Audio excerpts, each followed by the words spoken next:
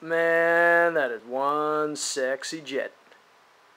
Hey, this DemonDriver, what we're going to do is I'm going to show you how to balance, find your CG point on your airliner and balance your airliner on the CG point, the center of gravity. That way you basically can have a plane that's going to fly balanced and fly right. And I'm going to take you through the procedure right now of how I do that. Okay, enjoy. Soon as the fire is running wild, I will surrender to Fahrenheit. And I don't want to apologize. It's getting hot, hot, and I'm burning up. Hey, how's it going? This is DemonDriver here, and this is the Big Bunny. She's completed, she's done, with exception to balancing her and testing the EDFs and flight controls and servoless nose retract and the main servo retract. Other than that, she's done. And this will be the next plane to maiden very soon, I promise. I know you guys see me building, and not as much flying maybe, but the reality is, and there's no way around this, you got to build the plane to fly it, or go out and buy it, or whatever. So if you don't have the plane finished and built, you're not going to fly it. So what we're going to do is we are going to balance this Big Bunny on her CG point, which is the center of gravity. We're going to balance the plane, and I'm going to show you the procedure for doing it. And I already have the CG point established on the Big Bunny, and basically I'm going to show you where it is. Let me just take this battery out of here right now because I don't want that to fall out. But if you can see it, I don't know if you can see it. Do you see the silver mark on the center wing belly? Underneath the plane is a little bit of silver paint right there. That's the CG point. Always mark off the CG point. Once you determined it, you've established it, mark it off, and then you use that to balance the plane on. So what I'm going to do is, basically what's going to happen is, you take some soft foam or something, place it behind the tail of your plane when you know it's tail heavy, because you haven't balanced it yet. Usually, normally, when you find the CG of your airliner and you go to balance it, she's going to be tail heavy first, so she's going to drop back just like this. Now what happens is, we come in, and actually let me show you. We get something, what I call a CG platform, right? You get something that, like a soft piece of foam, and you place it on the platform, and this is going to be the fulcrum, this is going to be the CG point itself that the airliner, or whatever plane you have, is going to basically balance on. We're going to balance it right at that CG point, but it's going to be an actual stand. So actually, I don't want that foam to move around, so I'm just going to kind of gently tape it down. Right like that.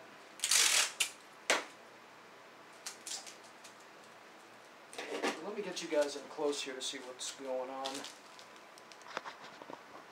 There we go. Okay. Now, we got our CG point, right? And it's established, we know what it is. Okay, so what we're going to do is we're going to position this CG point underneath the plane at the CG point. This is the, this is the CG fulcrum point, and what we're going to do is we're going to position the Big Bunny basically right over it, and we're going to do that right on the CG point. Actually, let me get you guys into a slightly better area so you can see this and what I'm talking about.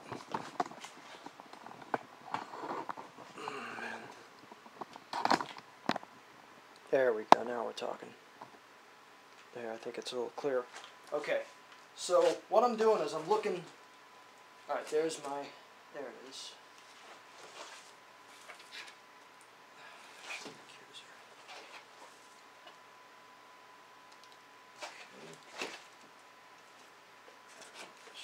Let's have enough clearance there.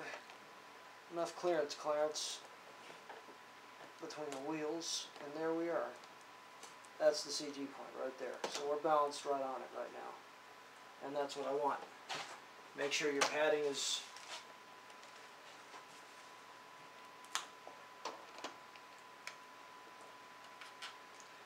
foam padding is back behind the plane, back behind your tail, and then that way when the plane, you know, droops back down, it's not gonna cause any damage to the plane. So okay, so what we do is we take the things that we know are going to go into the nose section of the plane, i.e. the ESCs and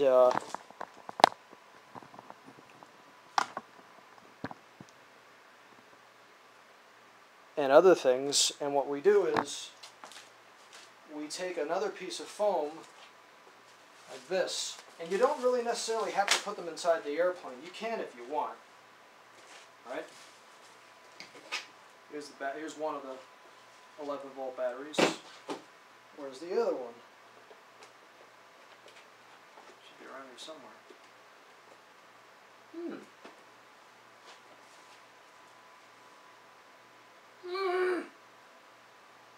There it is. My cycling. It's over there. It's over there, man. It's where it shouldn't be. Alright, let's get this damn battery over here. Let's get back on track. Here I am goofing up and losing stuff already. That's not good. Okay, so what we do is we take our two batteries. Knock over the table. Take our two batteries and we take a bit of soft foam material. And you don't necessarily have to put everything inside the airplane to test your CG. All you have to do is put your objects basically on top of the fuselage where you want them to go. And look at this. This is really good. Now this, believe it or not, this DC-9-30 series is the lightest airliner I've made to date. This thing is light. Now we know right off the bat, wait a minute, let's move this back.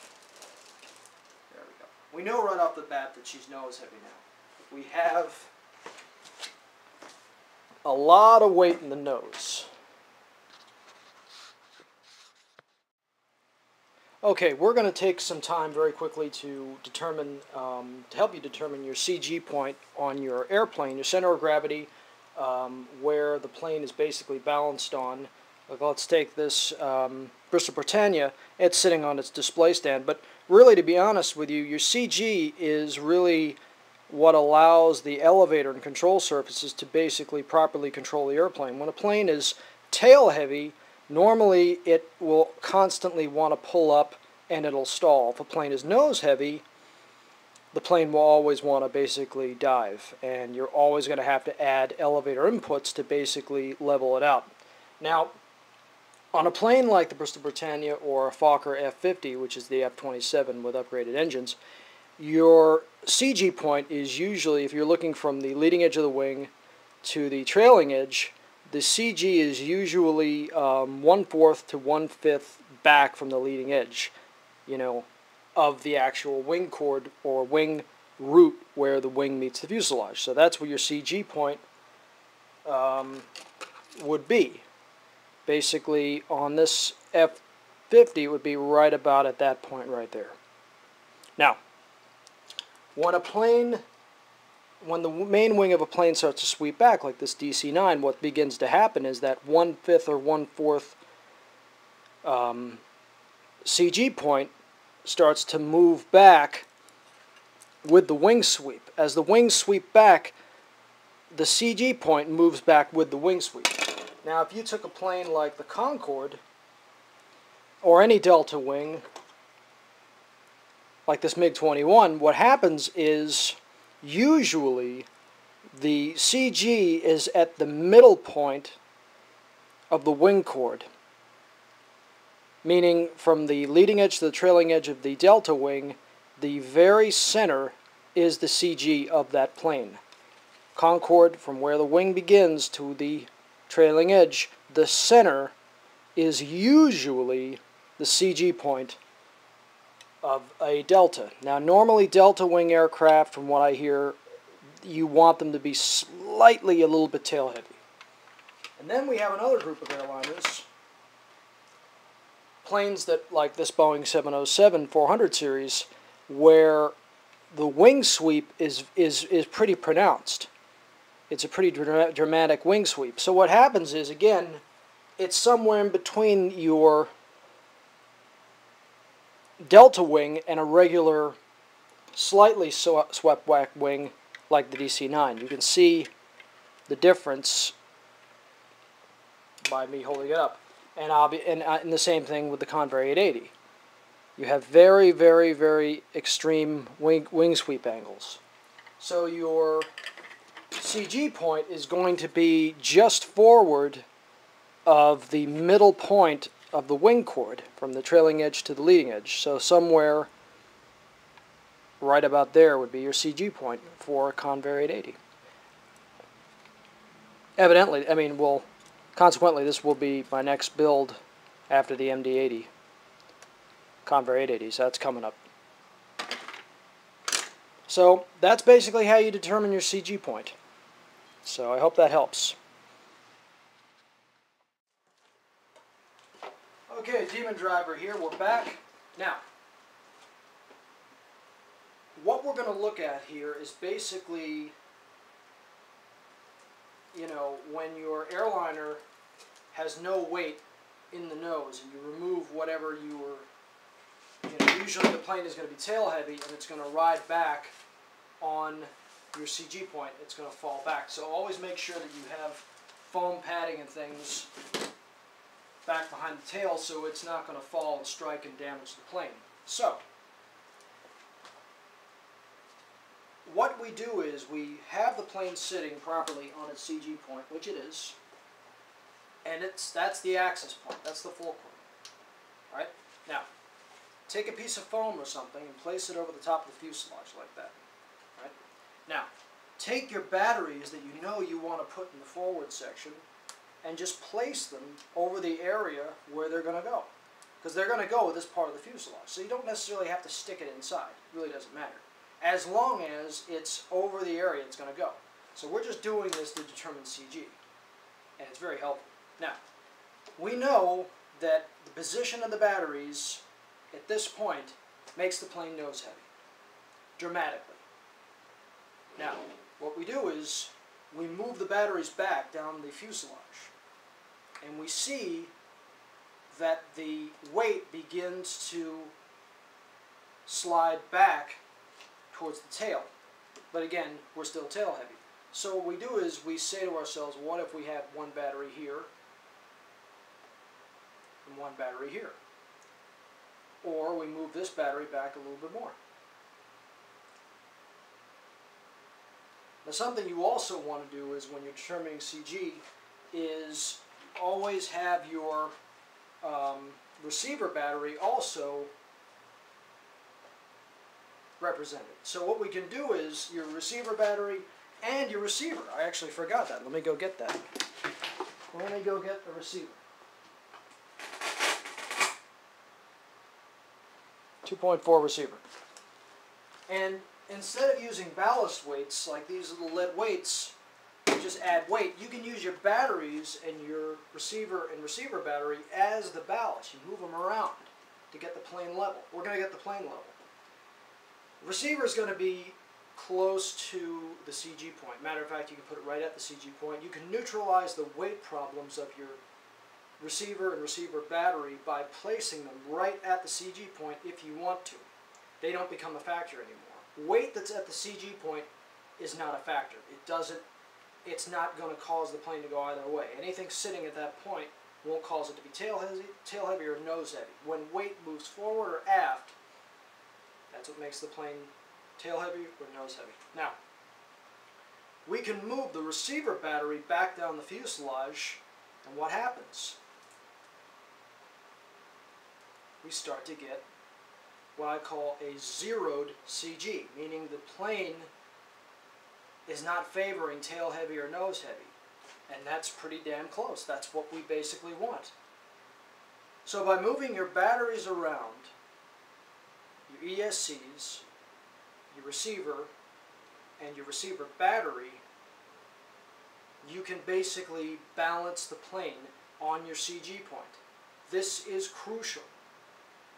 For any of my airliners, they fly well when you get the CG right.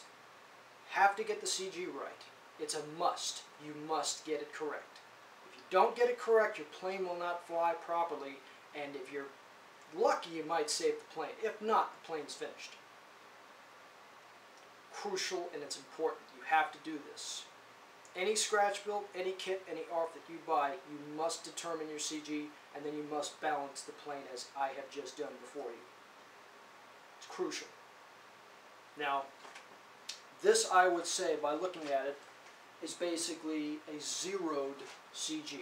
Perfect. That's what I want. This will give a plane that when I take my hands... Okay, so basically in closing, make sure that you determine your CG, make sure you balance your airliner or fighter jet or bomber or whatever. Make sure you basically get the plane zeroed so it's not favoring nose heavy or tail heavy. Fighter planes, Delta wings, they're okay if they're a little tail heavy. Warbirds are going to be a little tail heavy. But an airliner, if you want it to fly perfectly, have it zeroed on the CG point. Crucial. Big important thing. You've got to make sure you get that right. Don't screw with that. The worst thing you can have of the two, of tail heavy or nose heavy, is tail heavy. Tail heavy will always induce a stall. A tail heavy airplane will always induce a stall. Nose heavy, you can counteract that with elevator by pulling up and then trim. But of course, if it's too tail heavy, you probably won't rotate. You won't be able to get the nose up. So that's something that's vital. Always make sure you get your CG checked out and your CG right. And as you can see, whatever weight you put at the fulcrum point of the CG, it doesn't matter. See? But if I move this and put that there, it does something. If I take this receiver, put it here, it does something. But any weight you put at the CG point doesn't do anything. Because like a seesaw, the fulcrum or hinge of the seesaw doesn't move. Same thing with your CG point. So always you can use your batteries to move things around, you know, move things forward, make it nose heavy, make it tail heavy, whatever, and that will help you balance the airplane. And if that's not enough and you can't move things around, use lead weights. Okay? Use lead weights and put them wherever you need to make the plane zeroed and centered like it is right now. Okay? So, next step is to get her tested, test EDFs, flight controls, and get her in the air. One thing that I want to tell you real quickly is a problem, and it's almost like a virus or a fever, is called maiden fever. Back in the 60s with NASA, there was something called Go fever.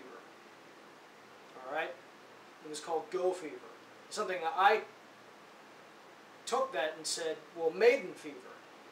You get basically crazed out trying to get these planes in the air, and you rush, and you make mistakes because you're basically, you throw, you know, caution to the wind, and you fly an unfinished airplane.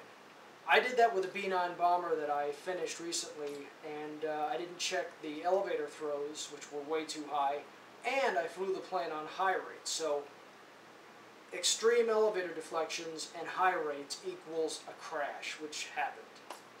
Yeah, so I'm repairing that now, but that was maiden fever. And maiden fever will screw you every time. So, what's the cure for maiden fever? Slow down, take your time. Yeah, basically slow down, take your time, don't rush, be methodical, check everything, test everything, and in the end, if you're lucky, you're going to have a beautifully magnifique airliner that's going to fly like a dream. And I hope to see some awesome airliners from you guys, and I'm seeing some pretty good planes, and I'm really impressed with everything that people are building. And you know, so this will be the next maiden flight, and then I'm reflying the 707. Got more powerful engines on that, and then Probably one of these L1011s is going to fly next, and then the new MD-80 prototype, that's going to fly next. And then from there on out, it's just, you know, Tu-134s, the new Concorde, Convair 880s are coming. I'm thinking whether to build the Caravelle 727 or Project X. I don't know. I'm going to roll the dice on that one. I don't know. But this is DemonDriver. I appreciate your time. Thank you for your help. Thank you for your time. Thank you for everything, and I really appreciate it. And when I say help, thank you for your support and your subscribing and just basically watching my videos. I'm grateful, and I'm honored to have you guys, as part of this airliner, this hobby. It's a lot of fun, and I enjoy it. And it's just something to do. So this is DemonDriver, and take care. God bless, and just keep on building, and I appreciate your time. Thank you.